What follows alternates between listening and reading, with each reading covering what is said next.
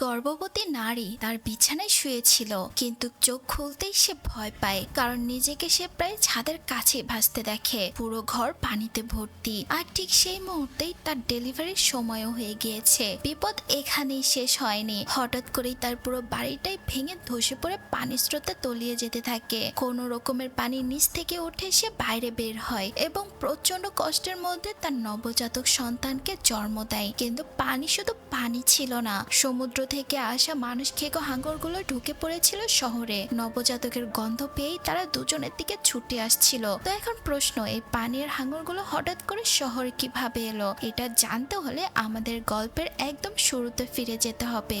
1980-র দশক থেকে হরিকেনের তীব্রতা 250%-রও বেশি বেড়ে গিয়েছে। তার ফলে প্রতি বছর আগের তুলনায় আরো ভয়াবহ দুর্যোগ আঘাত আনছে। একটি ছোট উপকূলীয় শহরে তখন হালকা বৃষ্টি পড়ছে। শহরের ভেতরে ডাকোটা নামের একটি মেয়ে মুদিপণ্য অর্ডার করার চেষ্টা করছে, কিন্তু দোকান থেকে জানিয়ে দেওয়া হয় যে খারাপ আবহাওয়ার কারণে তারা দোকানটি তাড়াতাড়ি বন্ধ করে দিবে। জানলার দিকে তাকাতেই সে দেখে লোকজন তাড়াহুড়া করে নিজেদের জিনিসপত্র গুছিয়ে শহর ছাড়ার প্রস্তুতি নিচ্ছে। হঠাৎই এক দৃঢ়তা তাকে ঘিরে ফেলে। সে ডিসাইড করে সে নিজেই দোকানে যাবে। রেনকোট গায়ে দিয়ে বাইরে বেরোতেই চারপাশের বিশৃঙ্খলা তাকে যেন গ্রাস করে নেয়। আতঙ্কে তার প্যানিক অ্যাটাক শুরু হয়ে যায়। ঠিক তখনই এক প্রতিবেশী তাকে ধাক্কা দিয়ে উৎসাহের সঙ্গে বলে ওঠে ডাকাটাকে নাকি সে শেষবারের মতো দেখেছিল তার মা মারা যাওয়ার পর। কিন্তু ডাকাটা কোনো কথাই বলতে পারে না, দ্রুত নিজের ঘরে ফিরে আসে এবং ভয়ে কাঁপতে থাকে। এইদিকে একটি হ্রদের ধারে তিনজন শিশু খেলা করছিল। রন নামে শিশুটি পানিতে ঝাঁপ দিলেও অনেকক্ষণ কোনো সাড়া পাওয়া যাচ্ছিল না। পরে সে আবারও ভেসে ওঠে। ডি মন খারাপ করে আছে, আরো কয়েকদিনের মধ্যে স্কুল খুলে যাবে। রায় তাকে সান্ত্বনা দিয়ে বলে অন্তত নিয়ম করে প্রতিদিন তো খাবার খাওয়া যাবে। ঠিক সেই সময় তাদের পালক বাবা ওলসন এসে রেগে যায়। সে রেগে গিয়েছিল কারণ কেন তারা এইভাবে বাইরে ঘুরে বেড়াচ্ছে। ডি কিছু বলতে চাইলেও ভয়ে সবাই চুপচাপ থাকে। এইদিকে মাংস বোঝাই একটি ট্রাক কারখানায় এসে থামে। সেখান থেকে নামে গর্ভবতী লিসা। ড্রাইভার রব বলে মাংস নামিয়ে সে শহর ছেড়ে চলে যাবে। ট্রাক চালাতে চালাতে লিসা মায়ের সঙ্গে ফোনে কথা বলে। মা অনেক রাগ করেছিল কারণ লিসার বাগদত্ত নাকি গর্ভ অবস্থায় তাকে মাঝপথে ছেড়ে চলে গিয়েছে। মা আরো জোর দিয়ে বলে তুমি অবশ্যই বাথটব ভর্তি পানিতে সন্তানকে জন্ম দেবে, ঠিক তোমার বোনের মতো। লিসা এতে প্রতিবাদ করে বলে সে হাসপাতালে যাবে আর তার সবচেয়ে পছন্দের প্লেলিস্ট শুনতে শুনতে সন্তান জন্ম দেবে। ঠিক তখনই মা জানায় অন্তরাজ্য সড়কগুলো বন্ধ করে দেওয়া হয়েছে। লিসা তখন হতবাক হয়ে পড়ে। সে তখন ভাবে আমি এখন কিভাবে শহর ছাড়বো। অন্যদিকে ডাকোটার মামা ডেল, যিনি একজন সামুদ্রিক জীববিজ্ঞানী, দূর দিগন্তে জমে থাকা ঝড় থেকে চিন্তিত হয়ে ওঠেন। তিনি তার সঙ্গীকে বলে কিছুদিন আগে 6টি শার্ক মিঠে পানির দিকে যেতে দেখা গিয়েছে, নিশ্চয়ই তারা আশ্রয় খুঁজছে। কিছুক্ষণের মধ্যে একজন এসে জানায় ঝড়টি দ্রুত শক্তি বাড়িয়ে ক্যাটাগরি 5 হারিকেনের রূপ নিয়েছে। ডেল সঙ্গে সঙ্গে তার ভাগ্নি ডেকোটাকে ফোন করেন। ডেকোটা জানায় সে কোথাও যাবে না, আবহাওয়া শীঘ্রই ঠিক হয়ে যাবে। ডেল তখন বলে সে 2 ঘন্টার মধ্যে সেখানে পৌঁছে যাবে। এরপর লাইন কেটে যায়। ঝড়ের তীব্রতা বাড়তেই থাকে। এইদিকে ওজন বাচ্চাদেরকে বাড়ি নিয়ে আসে এবং সে রাগে তাদেরকে হুমকি দিয়ে বলে দরকার হলে আবারও আমি তোমাদের ফাস্টার কেয়ারে পাঠিয়ে দেব। এই কথা শুনে ডি ভয় পেতে থাকে কারণ সবাই শহর ছেড়ে চলে যাচ্ছে। কিন্তু ওলসন সংবাদে বিশ্বাস করতো না। টিভি বন্ধ করে বলে মানুষ অনেক বাড়াবাড়ি করছে, এটা তো কেবল শুধুমাত্র একটু ঝড় বৃষ্টি, কিছুক্ষণের মধ্যেই থেমে যাবে। ডেকোডার নিউজ দেখতে থাকে যে ঝড়টিকে প্রথমে ক্যাটাগরি 2 বলা হয়েছিল সেটা এখন ক্যাটাগরি 5-এর দানবে পরিণত হয়েছে। সে ফোনে নিজের আর তার মায়ের একটি পুরনো ভিডিও চালায়, যা দেখে সে অনেক কষ্ট পায়। এইদিকে ওলসন বাচ্চাদের নিয়ে বাসায় ছিল। বাচ্চারা তখন ভাবছিল হয়তো প্রবল বাতাসের কারণে জানলাগুলো ভেঙে যেতে পারবে। ওলসন গর্বের সঙ্গে বলে জানলাগুলো খুবই মজবুত, সে নিজেই লাগিয়েছে। সে নিচে বেসমেন্টে গিয়ে স্ত্রী রাচেলকে খুঁজে পায়। বাচ্চাদের আচরণ নিয়ে বিরক্তকর কথা বলতে বলতে রাচেল তাকে একটি চিঠি দেখায়, যা আসলে তাদের চাচার পাঠানো মাসে $1500 একটি চেক। এই চেকটি দেখে দুজনেই হাসতে থাকে। এরই মধ্যে ডি নিচে নেমে আসে এবং বলে আমার অনেক ক্ষুধা পেয়েছে। ফ্রিজ খুলতে সে কিছু স্টেক দেখতে পায়, কিন্তু ওলসন সঙ্গে সঙ্গে বলে ওঠে ওইগুলো তোমার দেখার জিনিস না। রাচেল বিরক্ত হয়ে কিছু পাউরুটি ছুঁড়ে দেয় ডিয়ের দিকে। ডি চুপচাপ ফিরে যায়। এরপর রাচেল ওলসনকে মনে করিয়ে দেয় বেসমেন্টে যাওয়া তার সম্পূর্ণ নিষেধ। অন্যদিকে ডেল বের হতে গিয়ে কয়েকজন রিপোর্টারের মুখোমুখি হয়। তারা হাঙর নিয়ে প্রশ্ন করে আর পরের খবরের ঘটনাটি অতিরঞ্জিতভাবে ছেপে দেওয়া হয়। ঝড়ের তীব্রতা এইদিকে প্রতি মিনিটে আরো ভয়ঙ্কর হয়ে উঠছে। আছে। লিসা একটি দোকানে পৌঁছিয়ে দেখে সেটি ইতিমধ্যেই বন্ধ হয়ে গিয়েছে। সে মায়ের সঙ্গে কথা বলে, যিনি তার নিরাপত্তা নিয়ে ভীষণ চিন্তিত ছিল। কিছুক্ষণ পর হঠাৎই ফোন লাইন কেটে যায়। এতে লিসা অনেক ভয় পেয়ে যায়। স্নায়ু শান্ত করতে সে দ্রুত নিজের পছন্দের প্লেলিস্টটি চালু করে দেয়। এইদিকে ডাকোটা তখনও নিউজ দেখছিল।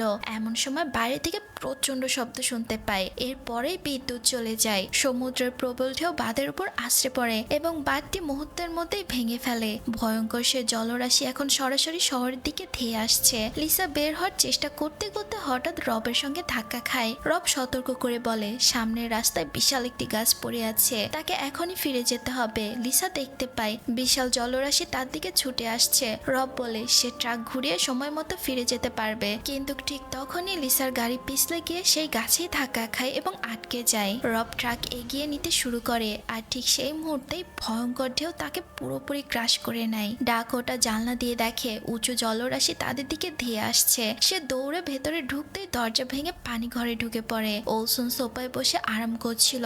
পানি ঘরে উঠলেও সে এতটা গুরুত্ব দেয় না। রাচেল চিৎকার করে তাকে সতর্ক করে। সে নড়তে না নড়তে প্রচন্ড চাপের ঢেউ জানলার কাঁচ ভেঙে সব ভাসিয়ে দিতে শুরু করে। এইদিকে লিসাকে পানি ভাসিয়ে নিয়ে যায়। তার গাড়ি একটি গাছে আঘাত করে থামে। একটি বিশাল কাঠের টুকরো গাড়ির ভেতর ঢুকে তার পেটের কাছে গিয়ে ফেসে থাকে। পানি প্রতি মুহূর্তেই বাড়ছে। লিসা অসহায়ভাবে চিৎকার করে সাহায্য চায়। ডাকোটার বাড়ি কাছে। সে জানলা দিয়ে বাইরে ঘটে যাওয়া সব শব্দ শুনতে পায়। ঠিক তখনই রবের ট্রাক একটি মূর্তির সঙ্গে ধাক্কা খেয়ে ফেটে যায়। রক্ত পানিতে মিশে যেতে শুরু করে, আর রক্তের গন্ধে হাঙরগুলো তৎক্ষণিক সেখানে এসে ভিড় জমায়। পানি ভরা বিশৃঙ্খলার মাঝে রন বলে ওঠে, গাড়িতে একটি শ্বাস নেওয়ার পাইপ আছে। অলসন সেটি আনতে বাইরে বের হয়। ওইদিকে স্কট এবং জিমি নামে দুইজন লোক একটি নৌকায় ছিল, যা ঢেউর আঘাতে সেখানে এসে আটকে গিয়েছে। তারা লিজার চিৎকার শুনে থেমে যায়। স্কট পানিতে ঝাঁপ দিয়ে তাকে খুঁজে পায়। লিসা কাঁদতে কাঁদতে বলে সে গাড়ির ভেতরে আটকা আছে। স্কট জিমিকে ডাক দিয়ে কাটার আনতে বলে। জিমি নিচে নেমে কাটার খুঁজে পায়, কিন্তু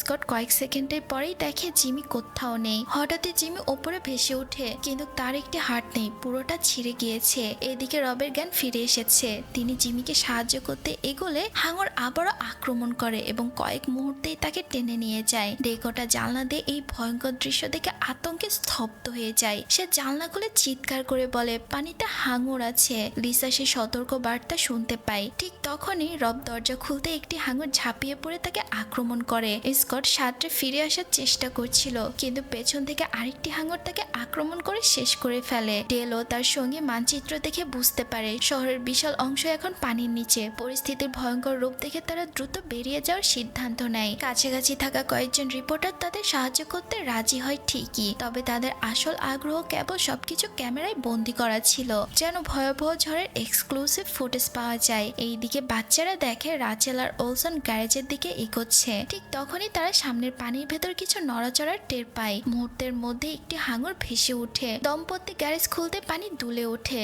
লোকটি দরজা পুরো খুলতেই যায়, আর তখনই হাঙরটি ঝাঁপিয়ে পড়ে তার হাত কামড়ে ছিঁড়ে ফেলে। রাচেল আতঙ্কে চিৎকার করার আগেই হাঙর তার উপর ঝাঁপিয়ে পড়ে, নির্মমভাবে তাকে ছিঁড়ে টেনে নিয়ে যায়। বাচ্চারা ভয়ে চিৎকার করে সাহায্য চাইতে থাকে, কিন্তু ওলসন নিজে বাঁচার জন্য দৌড়ে গাড়ির দিকে পা বাড়ায়। তার সেই চেষ্টাও বেশি দূর এগোতে পারে না। মুহূর্তে আরেকটি হাঙর তাকে পানির নিচে টেনে ডুবিয়েই ফেলে। রাচেলের দেহ জানলার সঙ্গে ধাক্কা খেতে খেতে ভেসে ওঠে, আর পরের সেকেন্ডেই হাঙর তাকে ছিঁড়ে ফেলে। এইদিকে লিসা এখনো গাড়ির ভেতরে আটকা আছে। সে কাঁদছে, শ্বাস নিতে তার কষ্ট হচ্ছে, বারবার সাহায্যের জন্য চিৎকার করছে। ডাকোটা সাহায্যের জন্য ফোন করে। লিসা কাঁপা কণ্ঠে বলে সময় খুব কম, আর চারদিকে হাঙরে ভরা। দুজনকে আমার চোখের সামনে ছিঁড়ে ফেলেছে। তোমার আশা খুবই বিপজ্জনক। কথাগুলো শুনে ডাকোটা স্তব্ধ হয়ে যায়। ঠিক তখনই পাশের দিক থেকে একটি ছোট কটেজ ভেসে আসে। লিসা তার শেষ শক্তি দিয়ে ডাকোটার নাম জানতে চায়। ডাকোটা নিজের নাম বলে। লিসা জানায় সে গর্ভবতী এবং সে তার ছেলেকে পৃথিবীর প্রথম নিঃশ্বাস নেওয়ার আগে মারা যেতে দিতে পারে না। কথাগুলো ডাকোটার বুক ভেঙে দেয়। কিছুক্ষণ চুপচাপ বসে থাকে, এরপর ধীরে ধীরে উঠে দাঁড়ায়। দৃঢ় কণ্ঠে বলে আমি আসছি, তুমি চিন্তা করো না। সে নিচে নেমে ভাসমান জিনিসপত্রের ওপর পা ফেলে রান্নাঘরে গিয়ে একটি ধারালো ছুরি তুলে নেয়। আবার ওপরে উঠে জানলা দিয়ে বের হতে যায়, কিন্তু ভেজা টাওয়ালের ওপর পা দিতে সে পিছলে যায়। গড়িয়ে গিয়ে বাড়ির ছাদ থেকে পানিতে পড়ে যায়। কষ্ট করে ভেসে উঠে আবারও ছাদের ওপর উঠে, এরপর ভাসমান কটেজের ওপর লাফিয়ে পড়ে। চারপাশে হাঙর ঘুরতে দেখে বুকের ভেতরে কাঁপন ধরে যায়, তবুও সে থামে না। রেলিন আঁকড়ে ধরে এগোতে থাকে। অবশেষে লিসার গাড়ির কাছে সে পৌঁছে পিছিয়ে যায়। দ্রুত গাড়ির হুড কেটে ডালের বিশাল অংশটি সরিয়ে লিসাকে মুক্ত করে নেয়। এরপর লিসাকে ধরে সাবধানে নিজের বাড়ির ভেতর নিয়ে আসে। লিসা যেন তখন তার প্রাণ ফিরে পায়। কৃতজ্ঞতায় তার চোখ ভিজে ওঠে। এইদিকে ডেল ও তার সঙ্গীরা দূর থেকে দেখতে পাচ্ছে পানি ডেকোটার বাড়ির সমান হয়ে গিয়েছে। ঠিক তখনই তারা পানির ওপরে একটি অদ্ভুত ছায়া ভাসতে দেখে। তারা সেই অদ্ভুত জিনিসটিকে দেখে চিনে ফেলে। সেটি ছিল একটি হাঙর, যার নাম ছিল নেলি। সে গর্ভবতী ছিল, যাকে তারা গত 3 বছর ধরে ট্র্যাক করছে। পুরো শহর এখন সমুদ্রের অংশ হয়ে গিয়েছে। রাস্তাঘাট, ঘর বাড়ি সবই পানির নিচে। বাচ্চারা ঘরের ভেতর টেবিলের ওপর আটকা পড়ে আছে।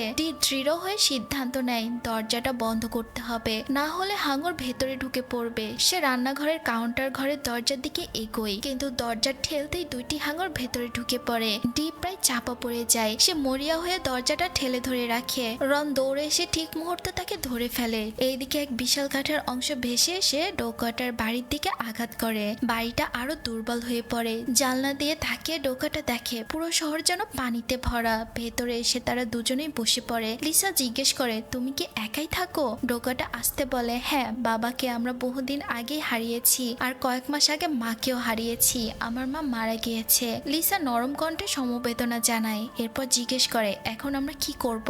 ডোকাটা দ্বিধায় পড়ে যায়। চারদিকে শুধু পানি আর হাঙর। তবুও লিসা জিজ্ঞেস করে, তুমি কি ছাদে উঠতে পারবে? আমাদের সিগন্যাল দিতে হবে, নয়তো কেউ আমাদের খুঁজে পাবে না। ডাকাডো গভীর শ্বাস নিয়ে মাথা নেড়ে বলে, হ্যাঁ, আমি চেষ্টা করব। সে ছাদে ওঠার প্রস্তুতি নিতে থাকে। ঠিক তখনই লিসার শরীর শক্ত হয়ে আসে। তার তখন ডেলিভারির ব্যথা শুরু হয়ে যায়। ডাকাটা আতঙ্কে বলে, তুমি কি এখনই বাচ্চা দিতে যাচ্ছ? লিসা চোখ বন্ধ করে ব্যথায় কুকড়ে উঠে বলে, হ্যাঁ, এখনই সময় হয়ে গিয়েছে। ডাকোটা জানলার পর্দা টেনে ধরে ছাদের দিকে ওঠে। বাইরের বাতাস প্রচন্ড জোরে বইছে। ঝড়ের আওয়াজ কানে চাপ সৃষ্টি করে। তবুও সে কোনোভাবে ছাদে উঠে ফ্ল্যাশ লাইট দিয়ে সিগন্যাল পাঠায়। এরপর দ্রুত নেমে আসে। লিসা তখনও যন্ত্রণায় কাতর। লিসা কাপা কণ্ঠে বলে, দয়া করে আমার ওপেনিং কতটা প্রসারিত হয়েছে দেখো। ডোকাটা ভয়ে থমকে যায়। জীবনে এমন পরিস্থিতির মুখোমুখি সে কখনো হয়নি। তাই সে দ্বিধায় পড়ে বলে, আমি কি এটা করতে পারবো? লিসা হাঁপাতে হাঁপাতে বলে, করো, না হলে বাচ্চাটাকে বাঁচানো যাবে না। অবশেষে ডাকোটা সাহস সঞ্চয় করে পরীক্ষা করে। হাত কাঁপছিল তার। কিছুক্ষণ পর ফ্যাকাশে মুখে সে বলে, আমি কিছু একটা দেখেছি, মনে হয় বাচ্চার মাথা। হয়তো 1 থেকে 3 ইঞ্চির মতো ওপেনিং হয়েছে। লিসা আতঙ্কিত হয়ে বলে উঠে, বাচ্চা এসে পড়েছে, তাকে থামানো যাবে না। অন্যদিকে ডেল সিদ্ধান্ত নেয় গাড়ির পেছনে নৌকাটি নামাতে হবে, কিন্তু ইন্টারনেটও চলে গিয়েছে আর বাইরের পরিস্থিতি ভয়াবহ। রিপোর্টাররা সমস্ত ক্যামেরা নিতে চাইলে ডেল তীক্ষ্ণ গলায় বলে, সব নিয়ে গেলে নৌকা ডুবে যাবে, শুধু প্রয়োজনীয় জিনিস নাও। বাড়ির ভেতরে বাচ্চারা টেবিলের ওপর আটকা পড়ে আছে। তাদের চারপাশে শুধু হাঙর ঘুরছে। রন বলে, হাঙরগুলোকে অন্যদিকে সরাতে হবে, আর যদি পারি আমরা বেসমেন্ট থেকে বন্দুক আনবো। রে ভয়ে মনে করিয়ে দেয়, ওলসন তো বলেছিল বেসমেন্টে যাও নিষেধ। রন জবাব দেয়, ওলসন তো এখন মৃত, ভয় পাওয়ার কোনো দরকারই নেই। বাচ্চারা স্বস্তির হাসিতে চিৎকার করে ওঠে। কেউ কেউ ওলসনকে গালিও দিতে থাকে। হঠাৎ পানির ভেতর থেকে একটি দেহ ভেসে ওঠে, আর সেটা ছিল ওলসন। সে টেবিলের ওপর ধপ করে পড়ে যায়। সবাই চিৎকার করে পিছু হটে যায়। ওলসনের শরীর ক্ষত বিক্ষত।